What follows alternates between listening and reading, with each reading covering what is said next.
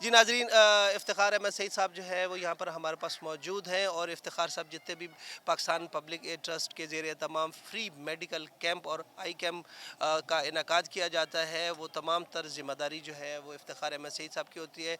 लाहौर से बड़े डॉक्टर्स का अरेंज करना, फ्री मेडिसन उसका अरेंज करना, और फिर जो है वो तमाम तर जो इंतज़ामात होते हैं मेडिकल कैंप के, वो भी इनके हाथ में होते हैं। इफ्तिखार साहब ये बताइए कि अभी सुबह से लेके अब तक जो है वो मरीज़ों की तादाद क्या होगी, क्योंकि हम तो देख रहे हैं सैकड़ों की तादाद में थे। उसके अलावा किस तरह के अमराज जो है वो सामने आए हैं यहाँ पे?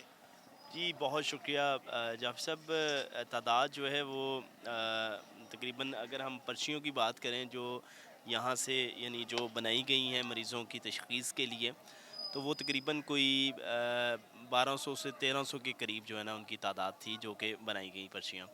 और उसके अंदर जो है ना अक्सरियत उन अफराद की थी जो कि आँखों के इलाज मुआलजे के लिए यहाँ इस कैंप में आए थे। लेकिन दूसरी बड़ी जो चीज़ यहाँ पर डायग्नोज़ हुई है वो जनरल मेडिकल कैंप के अंदर वो इस कदर ज़्यादा तकलीफ़ देह है, वो सूरत हाल वो नाकाबिले बयाँ है, क्योंकि यहाँ पर हमने 4 किस्म के टेस्टों का अरेंजमेंट भी किया हुआ था।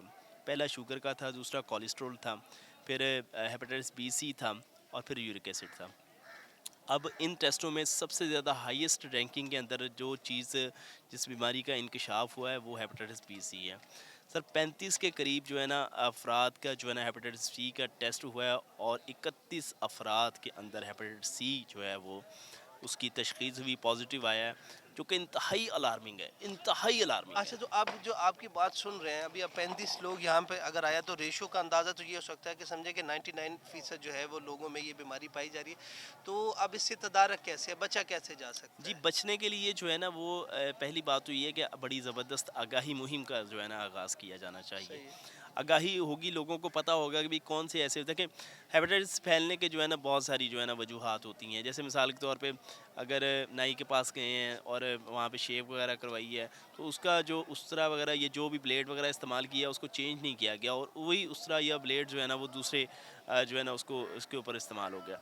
उससे अवॉइड करना चाहिए। फिर खाने पीने की बहुत सारी अशिया होती हैं जिसके एक्सचेंज की वजह से जो है ना वो मतलब चम्मच उसने वो खाई है और बाज़ार की वही चीज़ वो दूसरा आके खा गया और फिर वो यानी इस तरह भी मुंतकिल होता है। और दूसरी बड़ी वजह यहाँ का पानी जो है ना वो इंतहाई गंदला पानी ज़मीन से जो पानी आ रहा है उसमें बहुत सारे पार्टिकल्स जो है ना वो यानी शामिल हैं जो कि इंसानी सेहत के लिए इंतहाई मुज़र हो सकते हैं।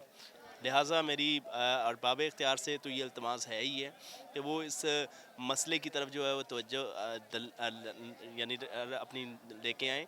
और इसके साथ साथ जो ओवरसीज़ पाकिस्तानी और बिलखुसूस यहाँ के जो साहिबान सरवत हैं उनकी भी तवज्जो मैं इस तरफ इस मसले की तरफ दिलवाना चाहूँगा कि वो क्या करें कि इतनी इतनी बड़ी माशाल्लाह वो रहाइश गाहें हैं, कोठियाँ हैं।